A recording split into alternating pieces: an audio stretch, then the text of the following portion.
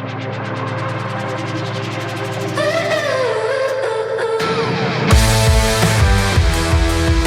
Jaguar Shoes Collective. We're doing shortwaves, talking to Calva Louise today. We've got Jess, we've got Alison, we've got Ben. How are you doing, guys? Yeah, we're good, man. Yeah.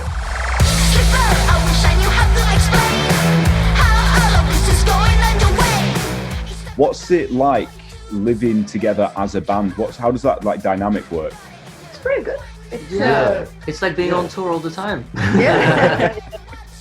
Well, I feel like since we started, we've always been like... We've always stuck together. Yeah, like literally. The number of times that we've gone without seeing each other for more than like a week is like maybe one in like the last 3 years or something like that. Yeah. So we're all very used to each other. Yeah, it's you guys. Thing is, even when we were living in London, at one point it was Alison and Ben living together, or Ben and me living together, or Alison and me together, and even Ben and Alison shared like a bed for months. So, Were you top and tailing? yeah. Nah, spooning, man. Yeah. The love's like real. Super tight with the section. That's how you do it. Yeah, no, but it's always been like that. Like we're always we get along very well. So so it's weird not to like see each other all the time. How did you find the difference from Blackpool to London? Because it's a place I know well. Like I grew up just down the road from there, but obviously it's a really different kind of vibe from the big city.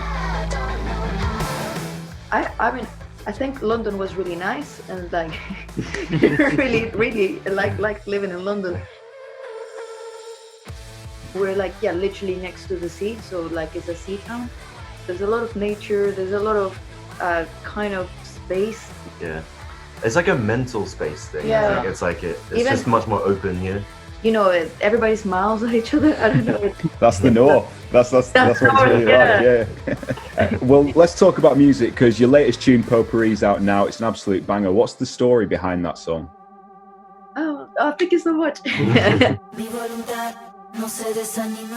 So I wrote all of these songs like Camino Pop, and the one that is coming out later on this month, year and a half ago, and it was mainly about finding ourselves within what, particularly music industry, but any industry, like, is who you are going to fit anywhere, you know?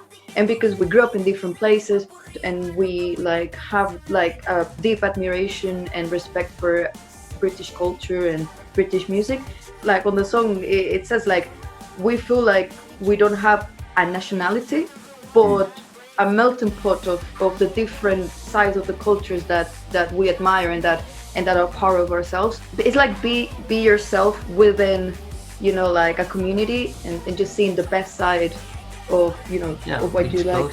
Now I've noticed as well with this newer sort of set of songs, you've been singing more in Spanish than you had on previous stuff, and that's sort of, it's carving out your sound. Yeah, I felt like, you know, like I had a lot of friends asking this question: is Spanish being accepted? Is people not being like, oh, get out of here, speak English, you know, like, and I was like, no, like people are like, whoever listens to the songs, they're not gonna be like, it's not in full English. Like people were like, interested to know, like, oh, what does this mean? And that's what potpourri, like, it means melting pot. Do you ever get any misheard lyrics where people have got it wrong? Yeah. Someone says, oh, it sounds like peligroso or something like that. Dangerous, yeah. Yeah. A lot of people were asking me, what does bellicosa mean? What does bellicosa mean? And now I get called bellicosa online. Get called bellicosa? Yeah, like people call me bellicosa. And it's like, oh yeah. Yeah, it makes sense. Well, you mentioned there you've got another single up at the end of the month. What can you tell us about that one? Is it going to be along the same sort of veins as everything we've heard so far? This one is the most kind of experimental and electronic, maybe. Like it's Bobby produced it and mixed it. We recorded it here. We did it all like in house. Yeah, it's going to be very different, very electronic. It's got a lot of vocoder and stuff like that. And we've made the video ourselves as well. Alison and Ben took care of like the digital distribution. We pitched it ourselves on Spotify. Like we feel kind of whatever, you know, whatever like the reception is, we're very proud of it because artistically, creatively, and administratively. Nailed it. Yeah, administratively. Yeah, it was 100% ourselves.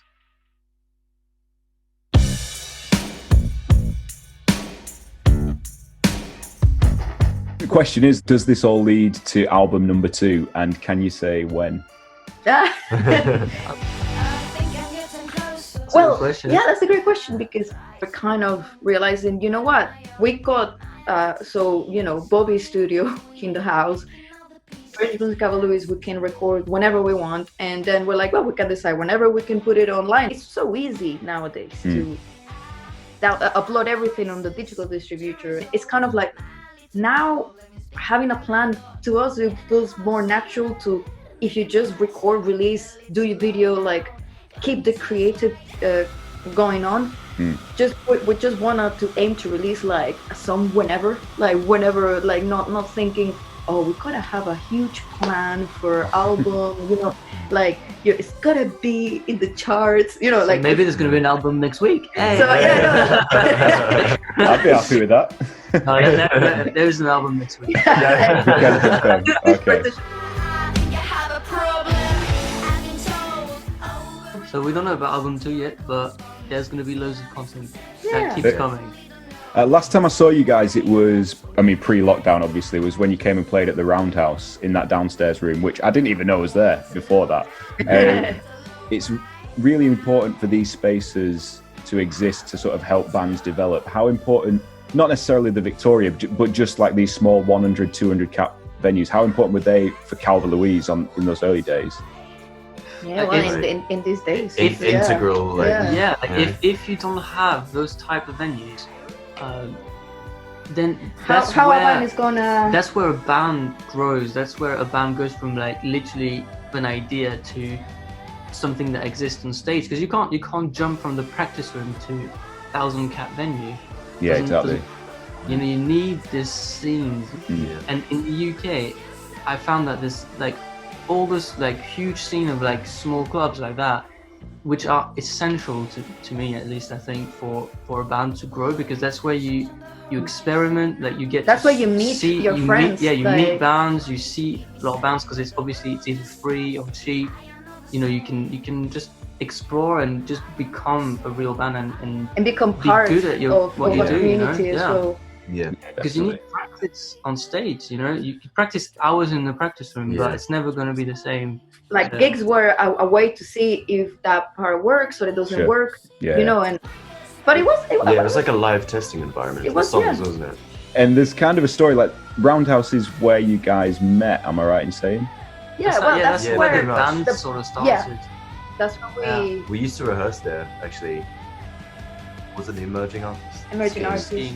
And then like they had really cheap rehearsal rooms, so we were there every day. It was Ben who told us about it, and I remember, Ben, do you wanna help us do some demos with Alex from Loose Joy? Shout out. But then we actually became like resident artists.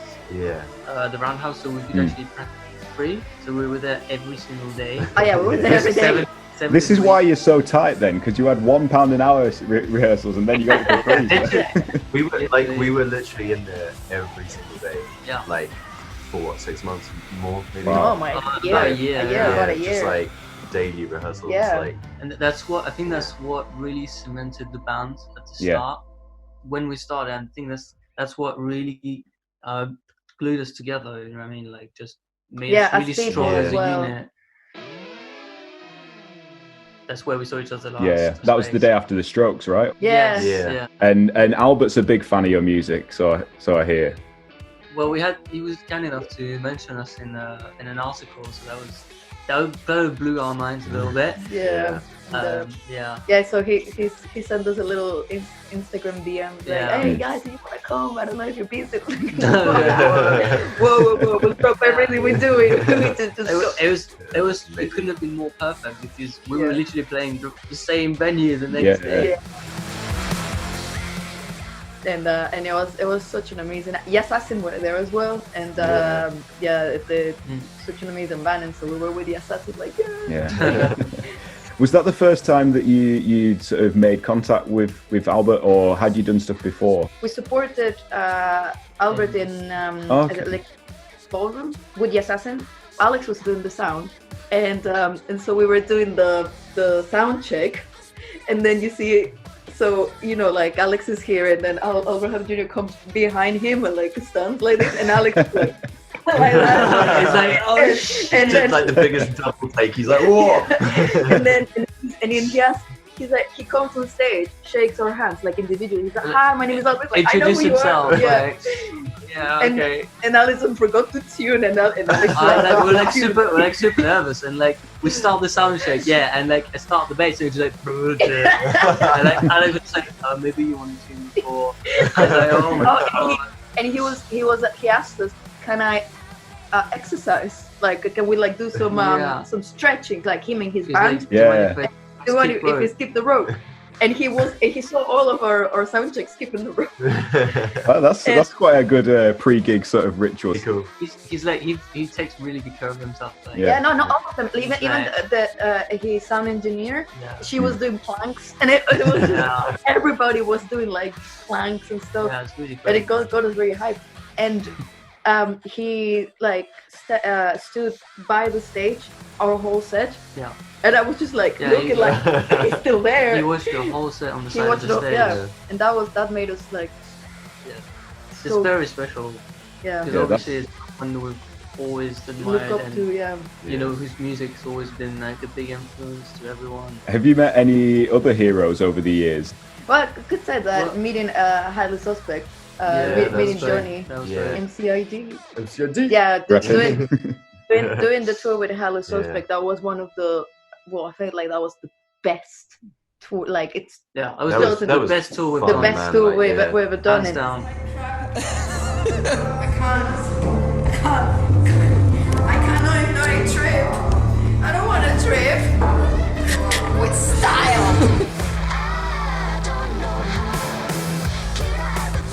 Thank you for being here, lady. That's really nice.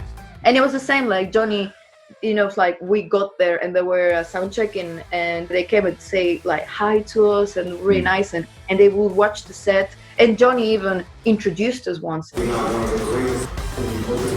the greatest bands of all time, I think, in my opinion.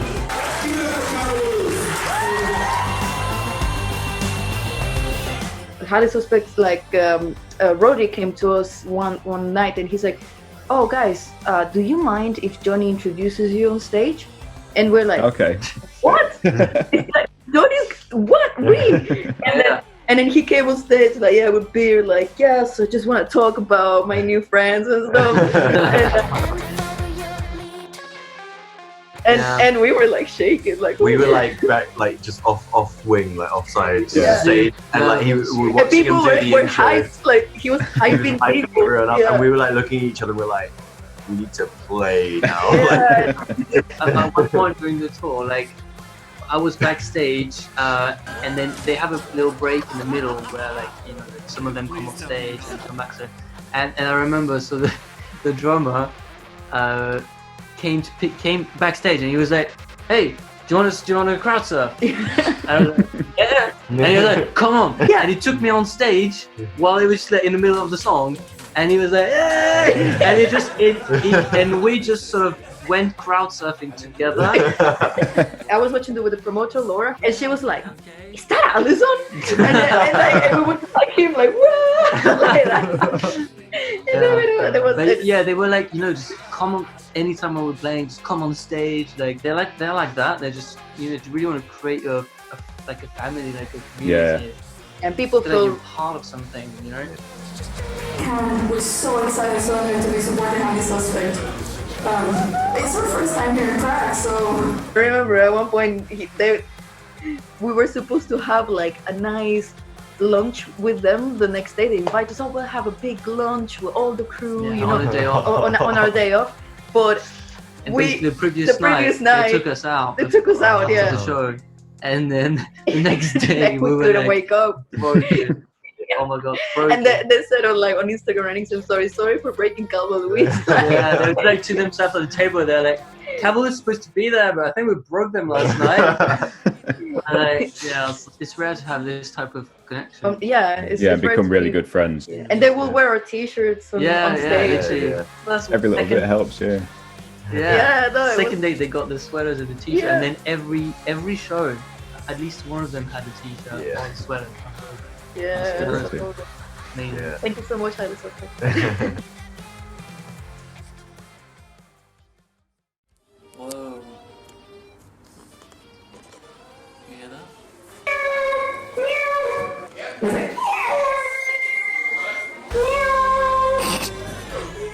Well, guys, we're doing these videos with Jaguar Shoes Collective. You guys have played at the Victoria a few times over the years, including My Night Alt Disco.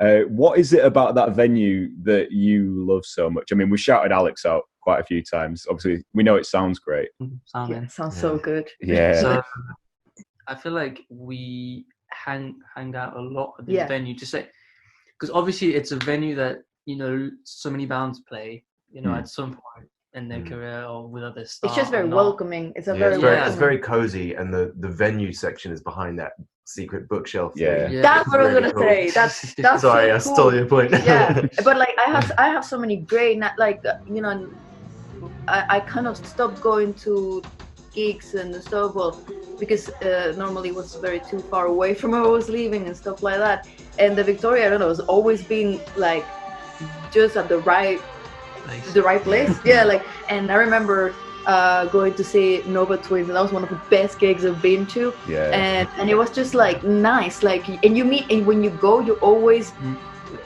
see people that you're friends with. Like, you're always gonna have a familiar face.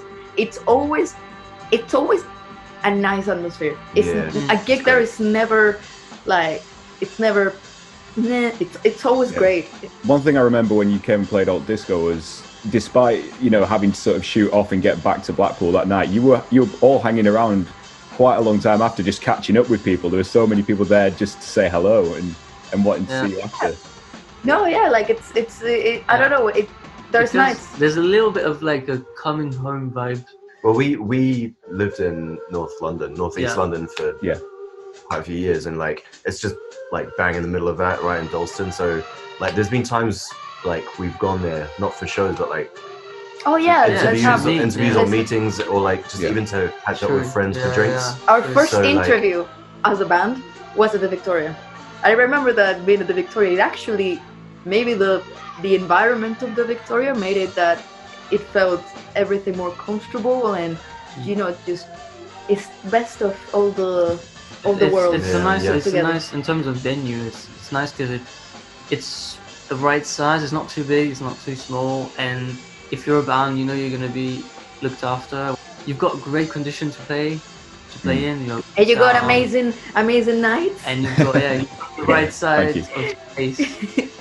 And you've got great nights. I mean, the programmation is great.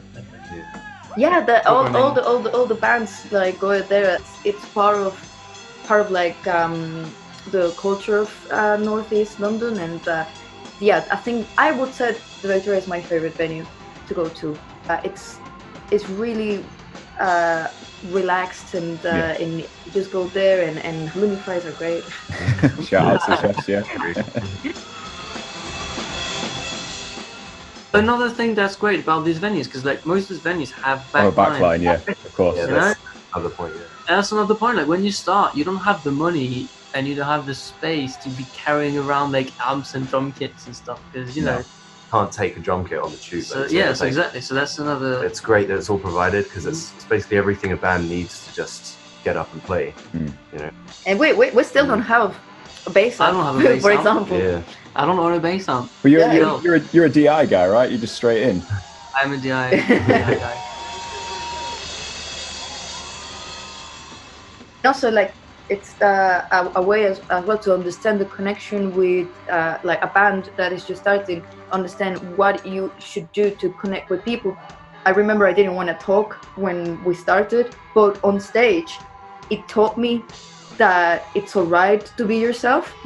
And even more when it's small spaces, they're not there to see the headliner, there's there to see all the bands. It's like when you came and played My Night, that was, I mean, you guys were on second, we had Foundlings on before and Super Glue headline, but it was full from Foundlings. Yeah, like, it was right to the back. And because there's people that are fans of music, and it's finding people like that, finding that the importance of the audience, and in this, like, they're like safe spaces for that.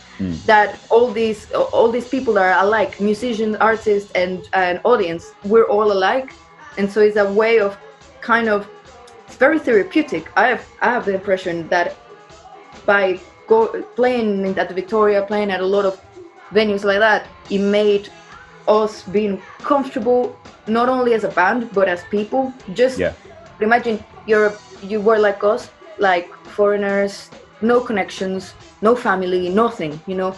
Where are you going to meet the people? Yeah. You're not just going to go to a 1,000-cap venue and try to talk to the band, like, or try to, you know, where are you going to make, like, friendships and connections? To me, one of the biggest things was open mics. And where are you going to have open mic? That's where you actually do the first step. And where is that going to be? It's like you've got a staircase and you just remove the bottom half. Yeah, like the first. How are you supposed to go upstairs? Whether you're like musicians or like tech or like even promoter, like young promoters that are doing great jobs in London and elsewhere, and it's a community. So it's a whole life. Yeah, fingers crossed that it all gets sorted out. And we'll put the link at the bottom for the Victoria's fundraiser. Now, guys, I'll let you go in a bit, but we're going to end things with our Jaguar Shoes pin-up profile. Now, I'm going to ask you a couple of quick-fire questions. Just answer the first thing that comes into your head. Don't overthink it too much. Jess, we'll start with you then. I know you're a big fan. What's your favourite Muse song? Oh no! What? Too much. The Resistance. Very nice. Ben, what is your tour van essential item? PlayStation. Nice, good pick. We've never had a PlayStation. Yeah, we did, but it just wasn't plugged in. When it's plugged in. Alizon, who is your favourite bass player? Oh, I love just John and Whistle from the Who. Yes, good shout. Jess, London or Blackpool? Blackpool. Ben, favourite childhood TV show? We had it's called What Now? It was like a New Zealand version of like Blue Peter. Okay. You might know. That was my favourite. Sick. Alizon, if you could open a show for anyone in the world, who would it be? Open show, that'd be really hard. Well, we'd love to do Highly Suspect again anytime. Shout out if they're watching. And then one for all of you. If there's anyone watching this who doesn't know Calva Louise, which song should they start with? Pop. Yeah. Pop. Yeah, pop. Great shout. Guys, thanks again so much for chatting today. That was Jess, Ben and Alizon from Calva Louise. The new single is out at the end of July, right? Yes, 31st. It's called I Wish. And I suppose, like you said, there may or may not be an album at any point. We'll just watch this space. Exactly. Thank you so much, George. Take it easy, guys. Thanks again. Thank you. Bye. Bye.